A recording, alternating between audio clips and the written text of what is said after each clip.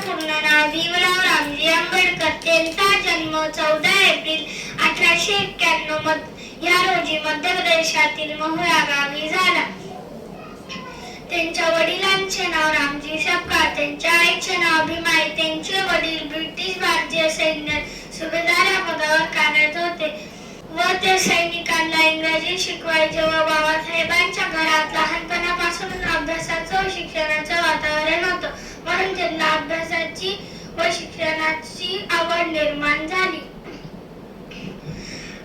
परंतु दलित असल्यामुळे त्यांना हीन वागणूक मिळायची. वर्गाच्या बाहेर बसवलं जायचं, पाण्याच्या माठाला सुद्धा हात लावून दिला जात नसे.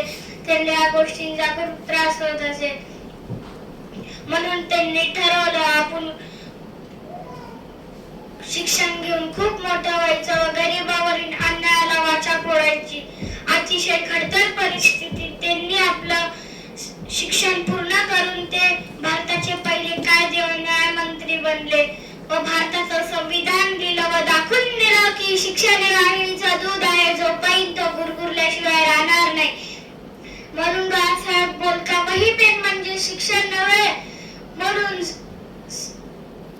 बुद्धीला सत्याकडे, भावनेला माणुसकीकडे, शरीराला श्रमाकडे नेण्याचा मार्ग शिक्षण. म्हणून बाळासाहेब बोलता शिका, संघटित राहा आणि संघर्ष करा असा मोलाचा संदेश त्यांनी आपल्याला दिला.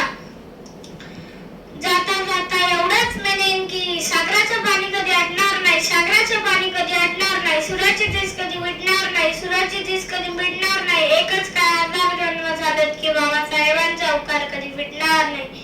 बाबासाहेब कसे होते आणि कसे राहायचे ते आपले नारायण दादा पुरी त्यांच्याच एक कवितेतून मी तुम्हाला सांगणार आहे.